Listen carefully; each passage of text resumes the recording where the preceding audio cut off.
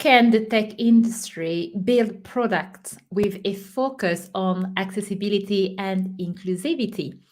This is a challenge not only for startups, but something that even large organizations need to seriously take into consideration. From removing the bias that is currently affecting AI solutions, and who knows, whatever product they are currently building in the background, to ensuring that the tools and the software that we provide are accessible.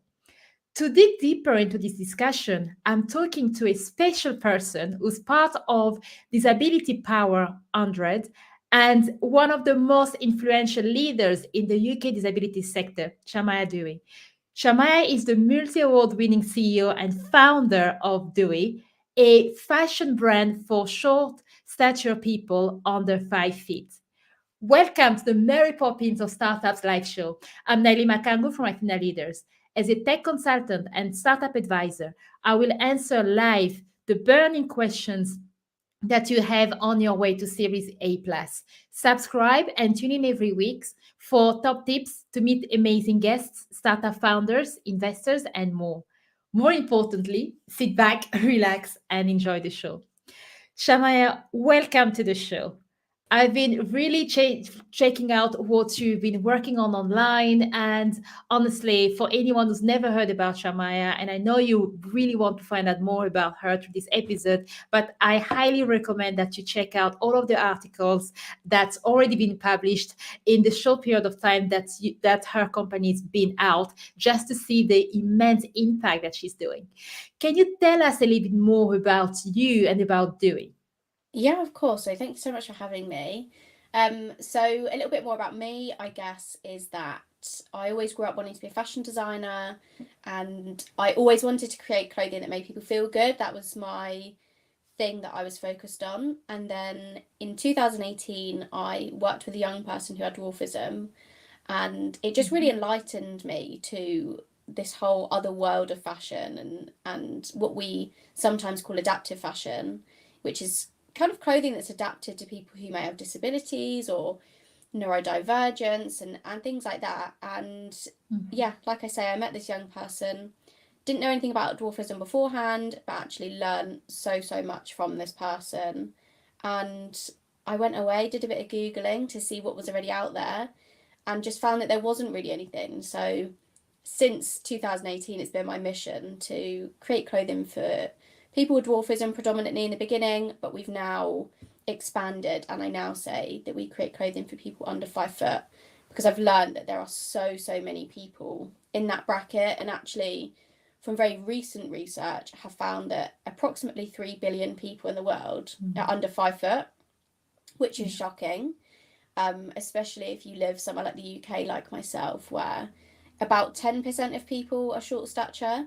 But when you look at the much broader markets, there are places like Brazil, for example, where 30% of the population are under 5 foot, or Saudi Arabia, where about 35% are under 5 foot.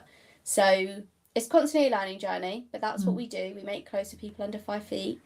And yeah, we're in the position at the moment where we're going for seed funding. So we're really trying to scale up what I've built so far. So I'm excited to share that with you and answer any questions that you might have. That's brilliant. Honestly, one of the things that appealed to me when I started discovering you and your journey, and even when we had the initial call, was your passion for taking into kind of looking at this market, this industry, and the gap that you've identified. But more importantly, usually when people start working on certain projects, it's because of issue that they've experienced themselves, right? So a lot of people that might join or go for a cancer, a race to raise money for cancer, usually because someone, a friend or family member, but let alone starting a business, based on you and seeing, working with other people and seeing the challenges that they've had, and thinking, actually, is there something that going to go in there really motivated you. So that was the beginning. But as an entrepreneur, of course, we all know about the roller coaster journey. What keeps you fired up and keep going back and really continuing on your mission? I think I'm a very resilient person, and I think depending on the background you come from, sometimes that can help. So I'm from a background of living in a council house and being on benefits and things like that, and no one around me was really working on anything similar to what I wanted to do, and I don't really have anyone around me that's experienced in entrepreneurship or building businesses. So I think I kind of had a bit of a fire in me from a young age to do something different, and that I didn't want to be on benefits and I didn't want to live in a council house my whole life, and whatever that might be, and I wanted to be able to buy the things I wanted to buy and do the things I wanted to do. So I think that's definitely part of it, is the resilience to keep going. And I think, like I say, depending on your background, I think that's nurtured or not nurtured. So I'm fortunate to have that, but also I think I'm a very empathetic person. And once I've seen an injustice in some way, and to me it is a big injustice that these people don't have clothing, it feels like such a powerful thing that I've made my mission, and it really does feel like my purpose. So there isn't really a day where I'd ever really think, no, this isn't for me, or it's too hard. Of course, as entrepreneurs, we always do have moments where you just think, what am I doing? Like, how am I going to make this work? How am I going to get it to the point I want it to be at? But days like yesterday, where we celebrated Purple Tuesday, which is essentially, it's an awareness day. It's where Piccadilly lights turned purple and there were celebrations all around the world for Purple Tuesday, is really about raising awareness about disabled customers and the fact that 15% of the global population have a disability, yet they're quite often forgotten about. So we all got together and I had made a suit for Mike, who's the founder of Purple Tuesday. And Mike is a short stature male. He probably stands at about 4 feet tall, and he doesn't have an arm on one side, and on the other side he has kind of like a stump almost, I think you call it, kind of like a really small limb. And so it was a challenge. It was definitely something different. I'd not done that before.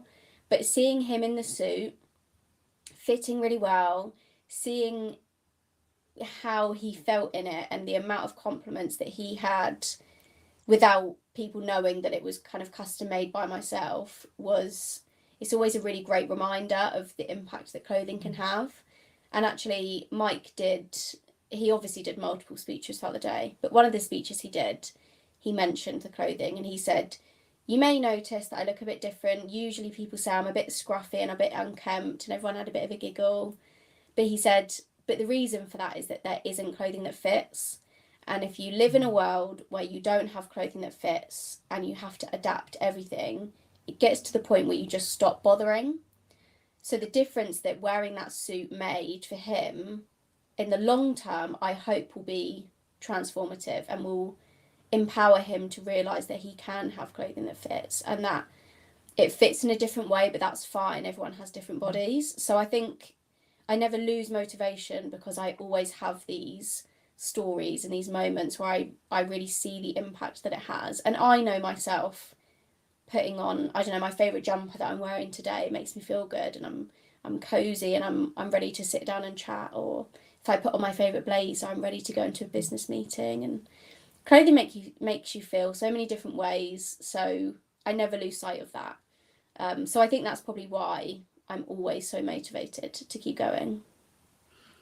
And thanks for sharing that story about Mike, because it really highlights and bring to our listeners the impact that you are making. Sometimes, especially when we talk about fashion, sometimes we think a lot more about fast fashion, right? Just buy what you want now, and tomorrow you're going out to a party and something else. But as you've nicely put it, it's also part of making someone feel comfortable. And what happened to those who don't have that? And in fact, just to share my story as well, it's I think I started around 2017, all the likes.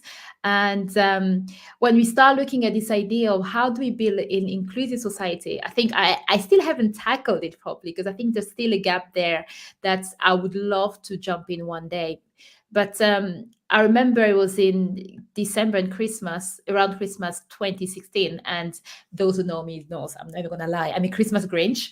And finally, for once, I managed to boycott Christmas. And I didn't go and stay with my parents, and I stayed at Cambridge on my own. I just needed time to rest because, yes, well, that was at the end of 2016, and it was a big year for me in terms of work and everything, and I just needed to rest. But one thing I realized that, just the period after Christmas, you've done your Christmas dinner, which probably mine was very simple, and then New Year, there's not, most of my friends are not in the city. The city is currently empty, and I was desperate to do something. So I picked up a flyer about going to watch a theater play, pantomime, about the Beauty and the Beast, very local, small play for kids. My friend and I went there as the only adults there. Now, what was interesting for me, I don't even remember much of the play. I didn't go there because it was going to be like a big production, a big pantomime. It was really, really small, maybe three actors or two. They were doing everything. But I remember the interpreter, right? The deaf interpreter that was there. And they really strike me when we start looking at society, especially I'm in the tech world, but whatever industry you are, we don't really think about how other people perceive what we produced, whether it's fashion or like you're doing tech, what I'm into, and also just enjoying a play. I went to watch the not the most exciting play I've ever seen in my life, but at least I had the option. Others might not have the option because not all the plays have interpreters available. And now when I look at Cambridge, where I am based most of the time, and how much so many talks out there about technology, personal development, so many things out there, but not many of them are actually provided in a way that's inclusive. And that's something that I really worked over. I mean, over the last few years, I tend to promote a lot deaf awareness. And my goal and my hope is that one day I take it from just promotion to what can we do so that even my podcasts or podcasts in the world become more inclusive. So when you talked about your mission, especially in the fashion world, this is something that I think, you've already taken it. Mine is still in my head, but yours is already out there. And as Mike, Mike could be on stage and really enjoy that. Now, one question when it comes to just the design and the fashion, because of course, I'm sure that even when you start thinking about new lines coming up or new design, you have to use software tools to do some of that. What are some of the challenges that you faced using software tools to help others to feel more inclusive in the fashion world? Yeah, it's a really interesting conversation. I feel like, unfortunately, I can't use them because they're that inaccessible to my business. I couldn't speak from experience in terms of actually using them and the actual programming themselves, because I know that some people struggle with that. So, for example, if you're visually impaired, I'm not sure how they would find it. But for me as a designer, using 3D design software is a really common thing. So you used to sketch things out on paper, and then you make a sample, and then you amend your sample. You might make, I don't know, 3 samples until you get to the final product, until you get to the fit that you like. But we now have software that is based on avatars. You put in the body measurements that you want, and you can design the clothing 3D. And then essentially that will create the sample for you. So it will print out a pattern, we call it, which is like the flat fabric. You cut it out, stitch it together, should fit perfectly. It means it's much more sustainable because you use a lot less fabric. It saves so much time, and it's often a lot more accurate than when we did things on paper. But obviously my customers are short stature and they have different proportions.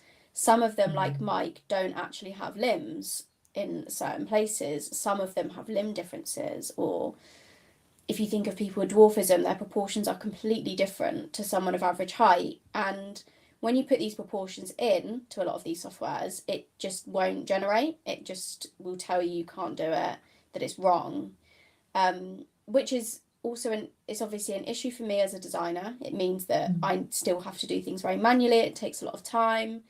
it's a lot more unsustainable because I have to use a lot more fabric. And essentially, if you have a sample that doesn't work, it has to go in the bin. There's not really anything you can do with it. You can't recycle it. We can recycle clothing nowadays. You can donate clothing, but you still can't really recycle fabrics.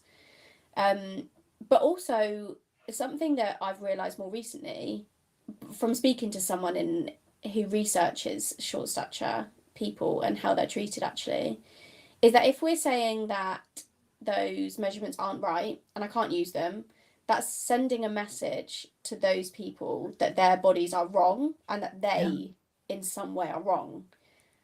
So it's a much bigger issue than just me as a designer not being able to use it. There's a much wider issue there that if we don't develop these products to be truly inclusive, and I know that they also aren't often inclusive for seated positions. So for example, wheelchair users, it's really hard to design for them using the typical avatars because your dimensions do differ when you sit down. So for example, your back seam needs to be a lot longer. Trousers fit completely differently, dresses fit differently, everything fits differently when you're sat to if you're stood. And those of us who do stand know that when you sit down, you kind of usually have to change things around a bit, or it's uncomfortable or whatever that might be. But yeah, like I say, that's then sending a subconscious message that those people are wrong in some way and that they should look like this instead of just being accepted. So unfortunately, I just can't use a lot of software, even down to, obviously we see a lot of AI filters and things recently, especially if you use TikTok and things. There's loads of trends. There was a recent one about a yearbook trend, and you put in some images and it would generate what you might have looked like in the 80s. And I saw lots of my community doing it, and like I say, some of them have limb differences, they are short stature, they have different proportions, all of that. And these AI filters remove all of that, so they'll then put their face on an able-bodied body, or they'll put their face on an average height body, and it's quite uncomfortable to watch because that's again sending a bit of a message that no, your body is wrong, we're going to put you on a good body, or we're going to put you on what your body should look like. So there's so much work to be done in the tech space, and I'm excited to be part of that and to help, because things are step by step. You're not going to make huge changes overnight. It is step by step, but I think just having the conversation is really important. So I'm very passionate about talking about that and some of the issues that I've found, and I think I'm able to talk about it from a very privileged point of view, that I'm average height, I'm not disabled, I'm a white woman, so I'm listened to in different ways in that sense. I'm using my privilege, I hope, to spread that awareness for people that don't know, because I'm more palatable for some people to listen to. And because it doesn't affect me, it's less of an emotional burden that I know a lot of people who do have disabilities face, that they're constantly explaining this stuff and it's their everyday life. So it really is an emotional burden that I don't have to carry because it doesn't affect me in that way. But yeah, there's a lot of work to be done, and I'm excited to see it being done as we continue to talk about this stuff. Yeah, no, thanks for sharing so openly your views and your experience as well, because I think there's a lot of great stuff that you've mentioned that I would love to recap on and unpack. But for me, one of the phrase that you've said a few times that really, I think, it's creates a vivid imagery to me, and I hope to others who are listening as well, is your body is wrong. Because there's something that you've repeated over and over. So from a point of view of a user, when you design software, even though you use about on the other side, when you design software, we go in there, we don't really pay attention, or when we even talk about this idea of product development and empathizing with potential user, we don't really go to that deep level of thinking how our product is going to make other feels. And as you've mentioned, when it comes to all of those filters, and even before the filters came on board, especially in the entertainment industry, that you see a lot, someone of a darker complexion will go for a photo shoot, and in a magazine it's published it's a lighter complexion. And again, it goes back to them wanting to sell, but forgetting that the big message that people with dark complexion have had to grow up with is that ideas of your body is wrong, your complexion is wrong. And that's why it's really important that from a software perspective, and I've said 3D design perspective, what do you do? And just with that and looking at the 3D design perspective, so how are you kind of counteracting that in Dewey to be able to provide at least designs or patterns that really match the people that you're working with? Is it still a manual process at the moment, or are you thinking of maybe potentially changing that in the future? What are your thoughts on that? Yeah, so at the moment it is very manual. Like I say, it's very, very traditional in the way we do it at the moment, that it has to be sketches, and then you make a pattern, and then you make the sample, you test it, you change it, and you go back and forth. So that process is still quite time consuming. But going forward, of course, we want to make that better. The first thing really is to develop mannequins that are much more accurate to our customer body type, because that was one of the other huge issues, was mannequins. Because lots of people don't know this, that it's not only obviously the height. We know that people's limbs might be shorter, and typically we think that short stature people have the same size torso, they just have shorter arms.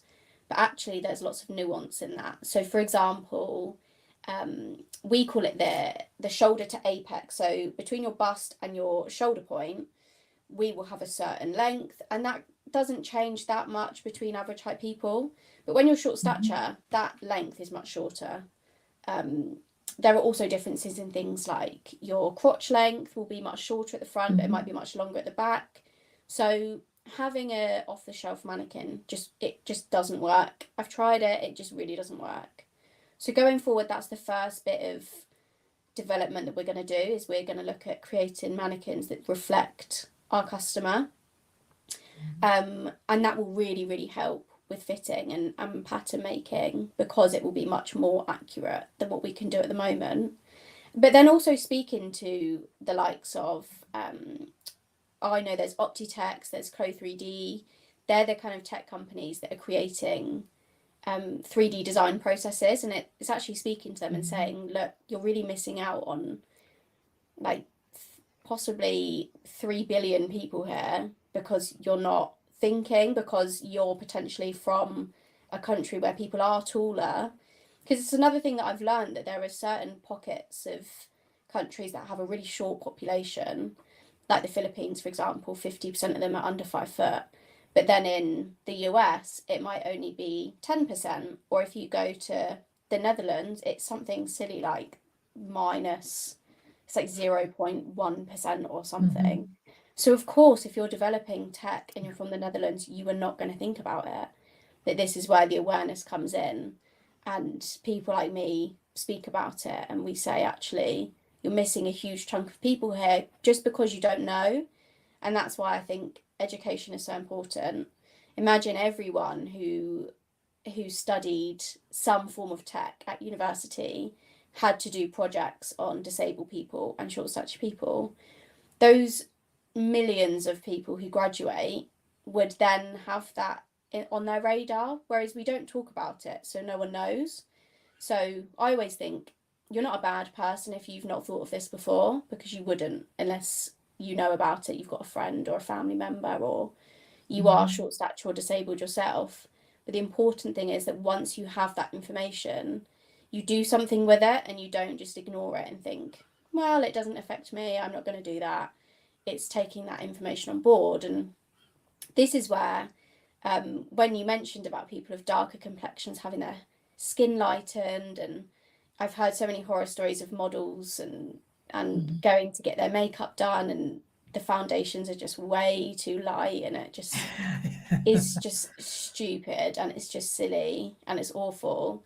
But by doing that, all of that representation and in the media is wrong. And Yeah.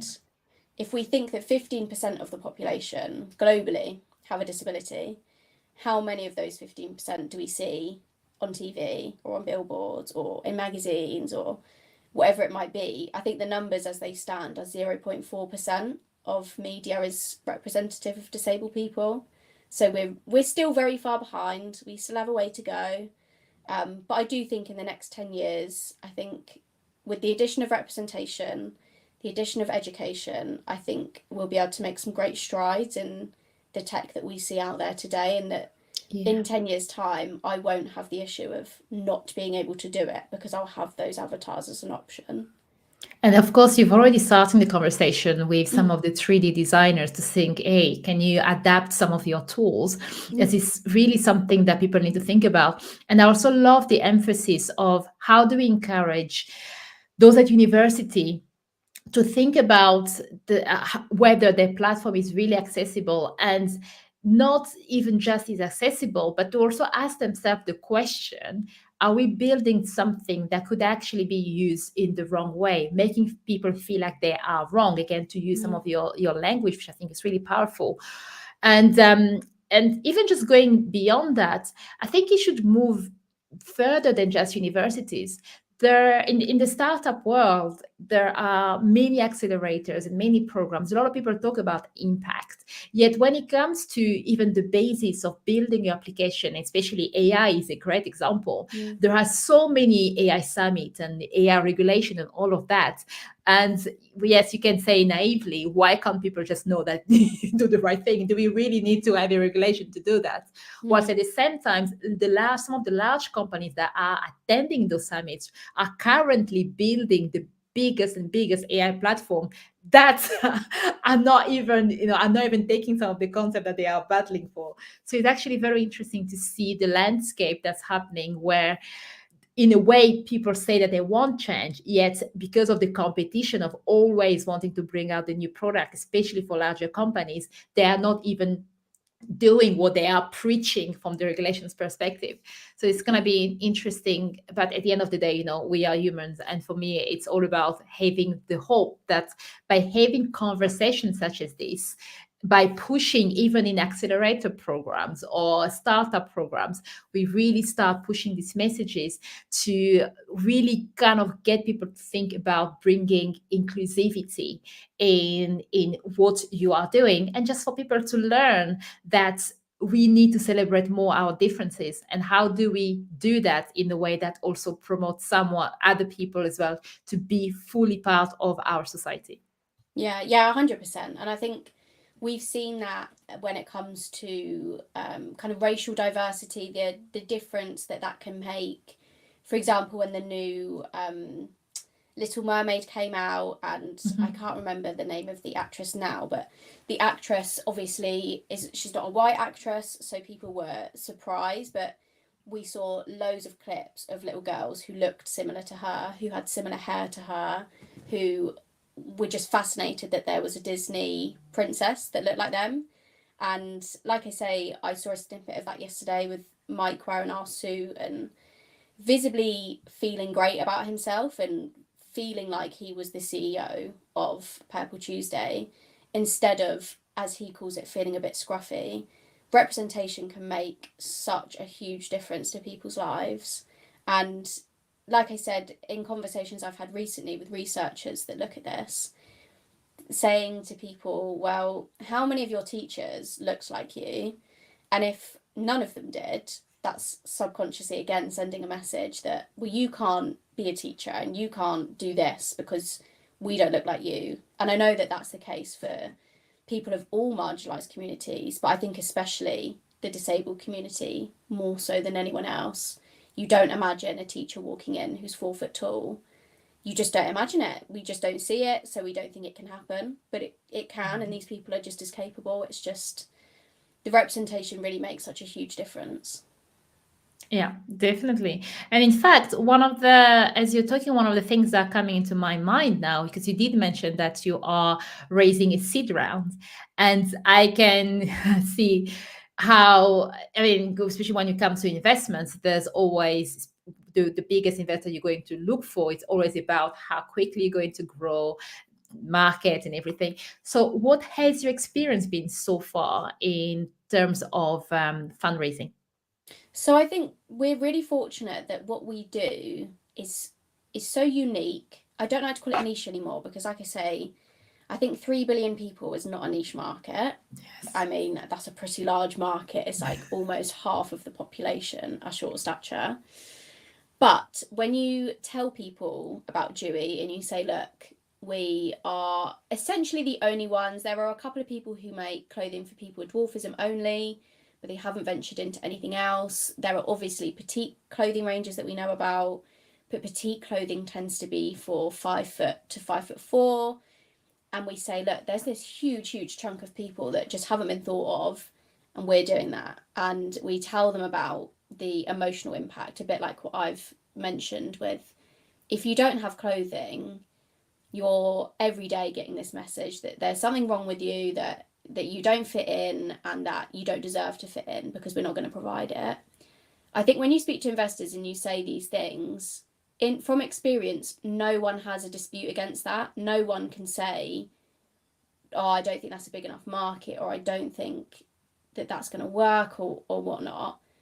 It's always interest, and it's always, wow, that's such a great idea. How can we help? We really want to get on board. So been really fortunate in that sense that people just get it. I think because clothing is so personal, we all wear clothing. We all wake up every day, make a decision on what we're going to wear based on, I don't know, how tired we are, whether we have a big business meeting that day, whether we're presenting that day.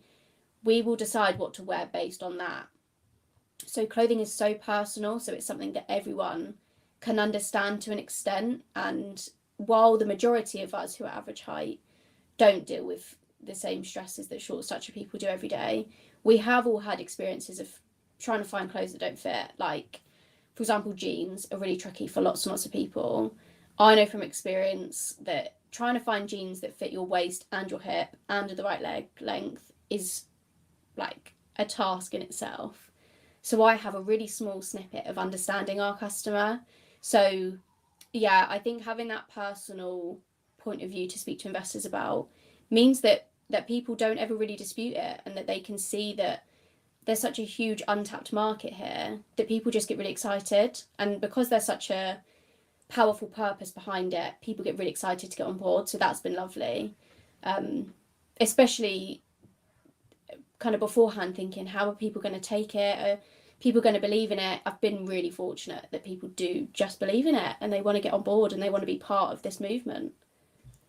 Yeah, no, that's great to hear, because I think, as you said, this is not a niche; it's a huge market that's been untapped for way too long. So just about time that you've come in and start thinking, look, we need to move the needle here, and let's start working together. Yeah. Now, before we go on to one of a question that I have, in your opinion, in terms of product development and bringing the inclusivity at the earlier stage, I want to ask you a few quick fire rounds. Again, there's no right, no wrong, but just to kind of get a bit of a sense of who you are as a person and also discover some of your entrepreneurial journey as well. So the first question is the most difficult one. Are you an early bird or a night owl? An early bird. Brilliant. So, three favorite tools that you use regularly. It doesn't have to be for business, but tools that you cannot do without. Okay. My iPad, Yeah. my phone, and a pencil. Pencil. You have to Yeah. go deep. Let I us always know a have a bit more about the pencil. pencil. Yeah, no, I always have a pencil in my hand, whether it's to, I've got lists everywhere, post-it notes, and just notes in my diary and just everywhere. I always do them in pencil because I hate scribbling out. I want to rub it out. But also when I'm designing, I have to sketch in pencil. I have to make patterns in pencil, make amendments in pencil. So I could not live without a pencil. Yes, well, that do make sense. Mm. So one mistake that you've made as a founder that other founders should watch out for. Oh, interesting. A mistake I've made as a founder. I think probably the biggest mistake I've made is allowing myself to burn out twice. So I've had two pretty big burnouts, which I'm sure anyone in the startup world would have experienced or will understand or will know someone who's had a burnout. And I say allowed because you can quite often see it coming, but sometimes you catch it a bit too late. And then for me, it means that I have to take, I don't know, 2 weeks off to just reset and then get back to it slowly. And that's not good for business. That's not good for me, for my mental health, for my physical health. So I think that's probably one of my biggest things I'd say to people is just learn to be kinder to yourself, and that there isn't always such a rush. As much as it feels like everything is a rush, you do have time to take for yourself. Otherwise, your body's going to force you to take time for yourself, and that doesn't feel great. So I think that probably is my biggest lesson that I've learned, and my biggest failure is letting myself get to that point. I'm glad you've mentioned that because I'm actually speaking to a few founders that, Mm. especially those who are early in their journeys, they really struggle with the idea of taking time off. It feels Mm. like if I'm not working, if I'm going on for a walk, if every minute of my day or my evening is not spent thinking about work, I'm failing my startup. But as you've nicely put it, if you actually don't do those things and don't look after yourself, your body will force you, and it might actually impact you mentally much Mm. further than you would have if you had taken breaks. And of course, the impact on your business by taking a larger gaps than trying to kind of look after yourself as you go along. Yeah, 100%. So, what is the best day of your professional life so far? So that's actually a really easy one. So Nice. my best day so far was when we went to London Fashion Week in September 2022. And it was my first fashion week. I'd only just graduated university. So I'd graduated from London College of Fashion, and I had a month to make 7 looks for the models, which I thought would be a breeze in the park. Turns out it's not. And I was pretty much sewing like, God knows, 12, 14 hours every day. But the lead up to it, as stressful and as time consuming as it is, on the day, watching the models try clothes on that fit them first time was amazing in itself. And I did a collection of bridal wear and occasion wear. And I mean, I doubt many people, and I doubt you would have ever seen a short stature bride wearing bridal wear, because you just don't see it. It doesn't exist. No one's designing it. So I was like, let's do that. That's impactful. And to hear their feedback as well of hearing these women who, some of them are in their 40s, some of them were like 16. Like, we had a real variety of models and who had different conditions as well. They didn't all have dwarfism. Hearing them all say, I just never thought of myself wearing a bridal dress. I just never thought it could happen for me. I thought it would be really stressful. I didn't know this was meant for me. To see that and to hear it was so impactful, and the audience just loved it. And as much as fashion and fashion shows can feel really serious, models are usually straight-faced, very serious, do serious poses. Our models was smiling, and you just couldn't wipe the smiles off their faces, and the audience loved it. And I just sobbed like a baby afterwards, like just hearing the cheers and the claps and seeing them so happy was just the validation of why I do what I do. And it was such a special day. So that's a very easy question for me to answer. Gosh, that is so special indeed. And I was actually getting chills when I was listening to you. Because as you said, the idea of, working so many long hours to make that happen, bringing out a concept that is novel, that's new, and that people have been blind for so long and haven't been able to see that. And obviously seeing the reaction. That's such a fantastic day at work. And of course, London Fashion Week. I mean, who wouldn't want to be there, right? I So know. that's brilliant. So the Yeah, it was last good. question in part of the quickfire round: are you a coffee or a tea person? Ooh, I'm a tea person, but I've recently gotten back into drinking coffee, so that might change. Well, next time you come on the podcast, we'll see whether you've evolved from that. Yeah, no, definitely. So let's look at product development. And because obviously we talked a lot about the impact of not thinking about the inclusivity as such when we are designing platforms, software, fashion, and wherever you are. So, what are some of your thoughts on how founders out there, especially in the startup community? But I'm also going to drag in some of the larger, medium-sized company who are thinking differently now and are really thinking about innovation and bringing in inclusivity as part of their product development from the start. What are some advice that you can share with them, especially if they worry that they might not get it right, they might end up offending people, or they don't even know what to focus on?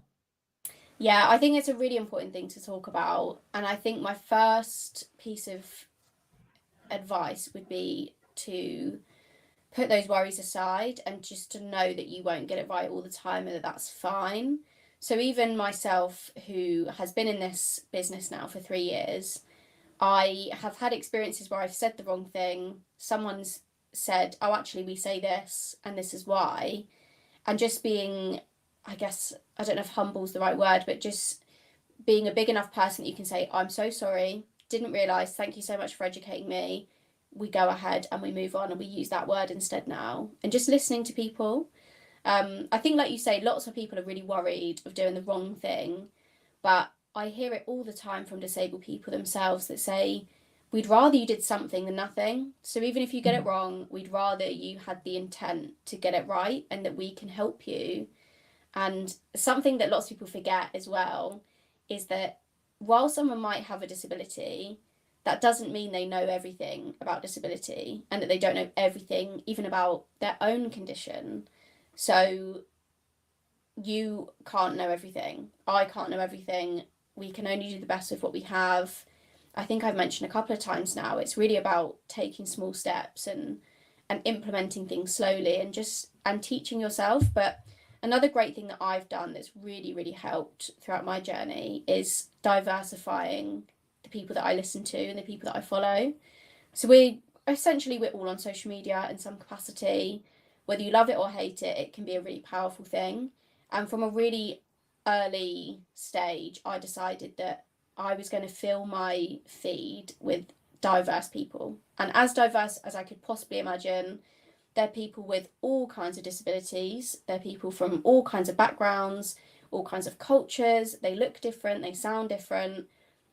It gets you out of your own echo chamber because we all have communities that we're part of. And I'm sure lots of your listeners will be in that startup tech world. And we can lose sight that actually there's so many different people around us and that it's really useful to hear from them and to learn from them. And especially because social media can be a negative thing, when you diversify your feed so much, it can be so much more positive. You get to really understand your own privileges, which is important, and you get to learn from others continuously, and you get to see the great work that other people do in different spaces, and it makes you think, wow, I could implement some of this in what I do. Or I don't know, there might be certain people that you follow and you think, well, with what I'm developing now, I would hate to think that they couldn't access that just because I hadn't thought of them. So I think they're probably my two biggest parts of advice. Is one, just put the worries aside.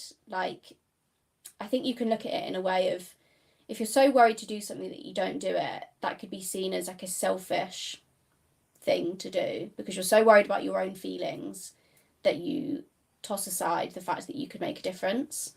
And I think looking at it in the way that it's actually very selfless to just do it and just put aside those worries. Things are going to go wrong, as they do in everything. You're never going to impress everyone, as uncomfortable as that can feel. Some people just don't like the idea, or they're not moved by it, and that's fine.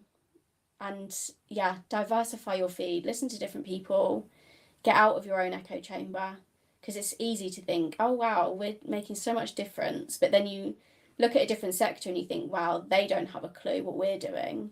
And I think that's an important reminder to have regularly. Love that. The diversify your feed is something that is core to my heart. In fact, I usually have this conversation with others, especially my sister. And when you look at the polarization in the world right now, I mean, there's just so much going on. And one of the questions I always wondered was, well, the internet was meant to get us all connected, right? It was meant to share knowledge in the way that you can be anywhere, even on your toilet seat, and find out something about someone else, educate yourself. But why is it that we are not there yet? There's the level of empathy, in my opinion, is not. I mean, one side, there's a lot of louder voices now, and people are saying enough is enough. But on the other side as well, you can see it's still not quite getting there. And one of the things that we also need to talk about is the social media, and not even just social media, even when you go and do a search, because everything is based in a way to make us effective, or not even effective for us, effective in a way that we can sell you ads that you are going to like. And all of that is based on AI and data science. And more importantly, the thousand and thousand of bits of information that we've submitted over the years. Those platforms, they know us even more than we think how we know ourselves, and they feed us what they believe we want to see. So how are we going to change our minds or discovering new perspectives if the tools that we sleep with, wake up with, look at first thing in the morning, the news, everything is based on what they think we want to see, which is exactly the same. So if you don't go out there, and as you've done, and I love what you said about using your own platform, and I always try to read 2 different newspapers, right? Different political parties, because it's honestly, if you try to do that even for 2 weeks, it's mind-blowing how the same message can be spinned differently and try to get you to feel differently based on the political parties. So those who see newspaper or read the same newspapers will never be able to empathize and see world a different way. And now on social media, it's actually amplified, and diversifying our own feeds, especially those who in the innovation world, will help us to see beyond our own filters that we don't even know that we might have.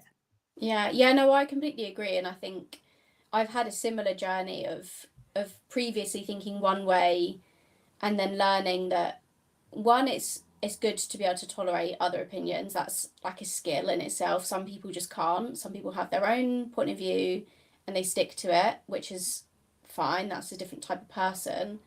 But I think if you're able to accept other people's opinions, try and see where they're coming from, I think is a skill, and I think it's a great life skill. And like you say, reading 2 different newspapers will really show you that exactly something can be the same information, but you've just spun it in a completely different way. And I see this in my sector quite a bit, that you have to actively go out there to follow different people. It's not something that Instagram or Facebook or TikTok are going to show you different people. You have to look for it. So you do have to do a bit of work on your feed and all the things you follow, or the blogs you follow.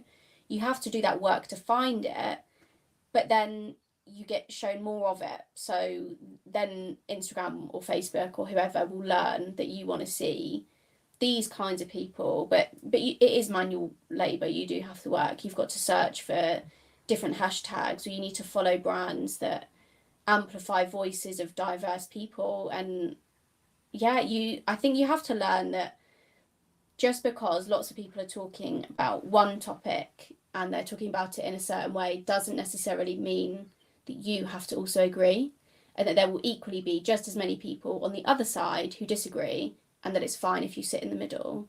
And I think lots of us are realising this recently, that perhaps being extremely right-wing or extremely left-wing might not be useful, and maybe we need to go more to the middle, and we need to see both points of view, and we need to work with that instead of being so hateful and so kind of stuck in our own ways. We need to learn to be in that middle ground, because that's where the growth is in that middle ground.